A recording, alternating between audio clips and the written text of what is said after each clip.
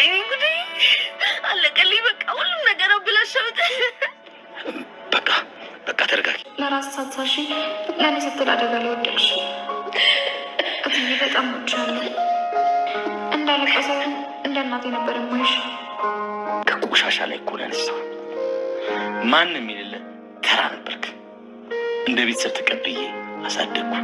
ደግሞ ለዚህ ያበቃ እና ወይስ ለመጀመሪያ ጊዜ ነው ያሸሽው? ቃል በእናትሽ ተይኝ። ምን አይነት ስሜት እንደሚሰማኝ አይገባሽም። ሰላም እኮ የሚገባት ሰው አይደለች።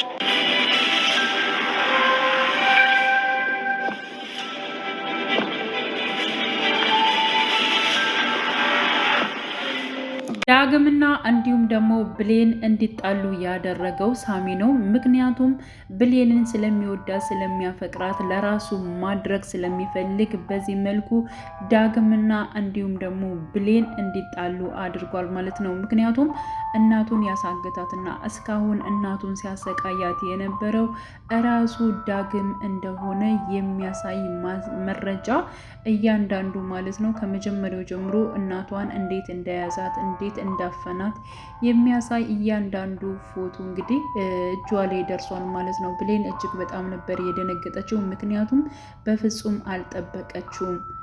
ዳግም በጣም መልካም ሰው እንደሆነ እንጂ እንደዚህ በጣም ክፉ ሆኖ እናቷን እንደሚያግታትና እንደዚሁም እንደሚያሰቃያት በፍጹም የምታውቀው ወይንም ደግሞ የምጠረጥረው ሰው አልነበረም ማለት ነው። እና ይህን ነገር እያደረገው እሱ መሆኑን ማስረጃ ስታይ እጅግ በጣም ነው የተበሳጨችው የተናደደችው። ግን ደግሞ በእርግጠኝነት ይህን ነገር ማለት ነው እውነታውን ያው ቢዘገይም አንድ ቀን የሚወጣ ይሆናል ማለት ነው። ሆን ብሎ ሳይሆን እንዲሁም የእሷን እናት ለማትረፍ እንዲሁም ደግሞ እሷንም ለመታደግ ብሎ እነሱን ለማገዝ ያደረገው ነገር እንደሆነ ቆይቶ የሚገባት ይሆናል። ለዕለቱ ግን ማለት ነው ዳግምን እጅግ በጣም ነው እንትን የምትቀየመው። ምክንያቱም ከዚህ በፊት እናቷ በታገተች ሰዓት ራሱ ስልክ ስደውል እናቴ ስልክ አይሰራም፣ ምን ባደርግ ይሻለኛል፣ በጣም ተጨናነቁ እያለች እንግዲህ በጣም ስትጨነቅ ነበር እና በዚያን ሰዓት ምንም አትሆንም እያለ ነበር እና ራሱ ደግሞ የት እንዳለች ይብን አሳዳጊ እናቷ በወቅቱ ያውቃል። ዳግም ውስጡ እጅግ በጣም እሱ ራሱ ለመናገር በጣም ፈልጎ ወይንም ደግሞ እሷንም ሊነግራት ባለበት ሰዓት ይህን ነገር እሷ ማየቷ ማለት ነው እጅግ በጣም ነው የሚከብደው። በነገራችን ላይ በጣም እያንሰላሰለ ነበር። እንደዚህ ብሰማ፣ እንደዚህ ቢሆንስ፣ እንደዚህ አርጊያት ህሊኔ የራሱ አላስቀምጠኛ ላይ ያለ እጅግ በጣም ከራሱ ጋር እየታገለ በስተመጨረሻም እንግዲህ እነግራታለሁ፣ እውነቱን ማወቅ አለባት፣ ለምን እንደሆነ እናቷን ያገትኳት እኔ መሆኑን ማወቅ አለባት ባለበት ባሰበበት ሰዓት እንግዲህ አስቀድሞ ማለት ነው እንግዲህ እያንዳንዱ ነገሮች መረጃዎች እጇ ላይ ደርሷል ማለት ነው። እና ብሌን እጅግ በጣም እንግዲህ ከዳግም ጋር የምትለያይ እንዲሁም የምትጣላ ነው የምትሆነው። ሳሚም ይሄን ነገር ነበር የሚፈልገው ማለት ነው። በነገራችን ላይ ሳሚም አሁን ላይ አቶ በኃይሉ ላይ በጣም እየዛተበት ይገኛል። ምክንያቱም እንደዚህ ያደረገኝ ቤተሰቦችን ያሳጣኸኝ አንተ ነህ፣ እኔ እማላቅ መስሎሃል፣ ግን ደግሞ እያንዳንዱ ነገሮች ያንተን ነገሮች በሙሉ እነጥቅሃለሁኝ ብሎታል ማለት ነው። የኔ የሆነ ነገሮችን ነጥቀኛል፣ እኔ ደግሞ የኔ ነው የምትላቸውን እያንዳንዱ ነገሮች እነጥቅባለሁ ብሎታል ማለት ነው። ምክንያቱም ብሌንን ሊመታ ሲል ያው ሳሚ ተከላክሎላታል እና ለዚች ለአንዲት ተራ ሰራተኛ ብለ እንዴት እኔን ከጎዳና አንስቼ እንደዚህ ባደረግኩ እንዴት እኔን ፊት ለፊት ትቆማለህ ብሎ አቶ በኃይሉ ተቆጥቶት ነበር ማለት ነው ሳሚን። ግን ደግሞ ሳሚ ደግሞ አቶ በኃይሉን በጣም እንደሚበቀለውና እንዲሁም ደግሞ በሱ ምክንያት ቤተሰቦችን እንደጨረሰበት እንዲሁም ደግሞ ዘመድ አልባ እንዳደረገው እንግዲህ ሲናገር ነበረ ማለት ነው። ስለዚህ አቶ በኃይሉ በእርግጠኝነት ሳሚ በጣም ይበቀለዋል ብዬ አስባለሁ። በሌላ በኩል እንግዲህ ሰላም አሁን ላይ በጣም ብዙ ጥያቄዎችን እየጠየቀች ትገኛለች ብሌንን ማለት ነው። ምክንያቱም በባለፈው ልትነግሪኛልሽ ነገር ምንድን ነው ብላ ስታፋጥጣት ነበረ። እንዲሁም ደግሞ በእናቷ አስምላት ነበረ። ግን ደግሞ አሁን ላይ እንደዚህ ብናገራት ምንም ነገር እንደማታምነኝ ወይንም ደግሞ እንደማትቀበለኝ አውቃለሁ። ስለዚህ እንደዚህ መናገር የለብኝም፣ እውነቱን አፍነዋለሁ በማለት እንግዲህ ብሌን እውነታን አፍነዋለች ማለት ነው። ምክንያቱም ብሌን እያንዳንዱን ነገር ታውቃለች። እንግዲህ ቃል የሰላም ልጅ እንዳልሆነች እንዲሁም ደግሞ በኃይሉ ማለት ነው የሰላምን ንብረት ለመውረስ ወይንም ደግሞ በራሱ ለማድረግ እጅግ በጣም እንደሚጣጣሩ ቃልና እንዲሁም ደግሞ አቶ በኃይሉ ሁለታቸው ከሰላም ጋር እየተጫወቱባት እንደሆኑ አጠቃላይ ማለት ነው ስለምታውቅ ግን ደግሞ አሁን ላይ እውነታን ድብቅ አድርገዋለች።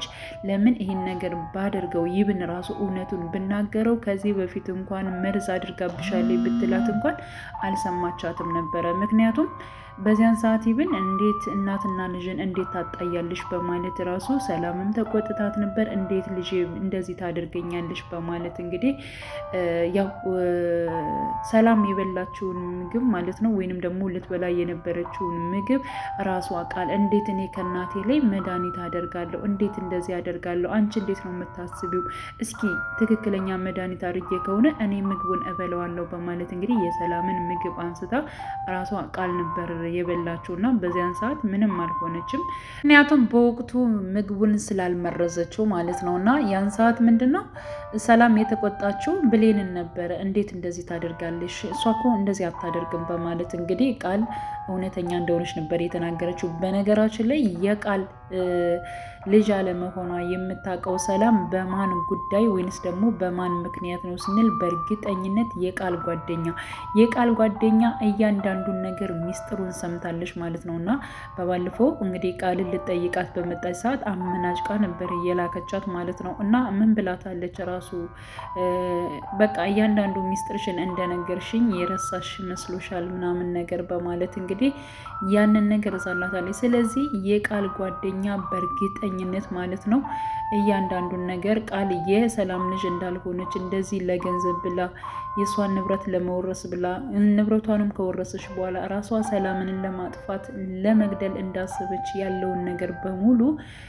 ለሰላም የምትነግራት ይሆናል ማለት ነው። እና በዚያ መልኩ ሰላም የምታውቅ ይመስለኛል። ምክንያቱም ከዚህ በኋላ እስካሁን እንኳን እዚህ ድረስ መታ እንኳን በእናቷ ምላ ማለት ነው በእናቷ ምላ ለሰላም ራሱ ብሌን አልነገረቻትም። ስለዚህ ከዚህ በኋላ እሷ ትነግራታለች ማለት በፍጹም ማለት ነው አትነግራትም። ስለዚህ ሰላም የምትሰማው ወይንም ደግሞ ቃል ልጇ እንዳልሆነች የምታውቀው በማን በኩል ነው? በራሷ በቃል በጓደኛዋ በኩል ነው የምትሰማው ማለት ነው።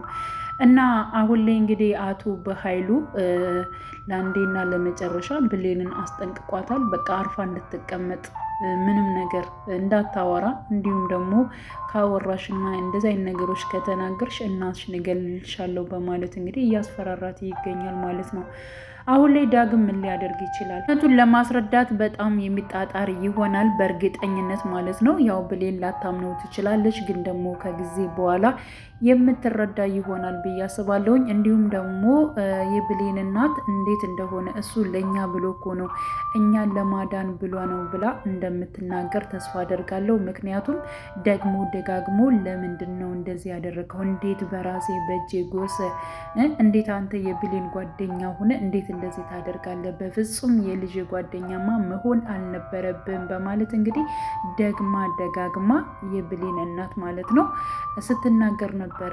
እና ግን ደግሞ እሷን ለማዳን እና እንዲሁም ደግሞ ለብሌን ብሎ ይህን ነገር እንዳደረገው እሱም እንግዲህ ሲናገር ነበረ ማለት ነው። ስለዚህ እንደዚህ ያደረገ ዳግም ነው የያዘሽ፣ ዳግም ነው ያገተሽ፣ ለምንድን ነው እናቴ ዝም ያልሽው ምናምን ነገር ብላ በደንብ ስጠይቃት በእርግጠኝነት ማለት ነው ወይዘሮ ገነትም እውነታውን የምትናገር ይሆናል ማለት ነው። አቶ በኃይሉ እንዲሁም ደግሞ ሳሚ እንደሆኑ አብረው እንደዚህ ሲያሰቃዩት እንደነበር ማለት ነው እና እውነቱን የምትናገር ይሆናል ማለት ነው። እንግዲህ ቀጣይ ፓርት ምን ሊፈጠር ይችላል የሚለውን እንግዲህ ሁላችንም በጉጉት የምንጠብቅ ይሆናል።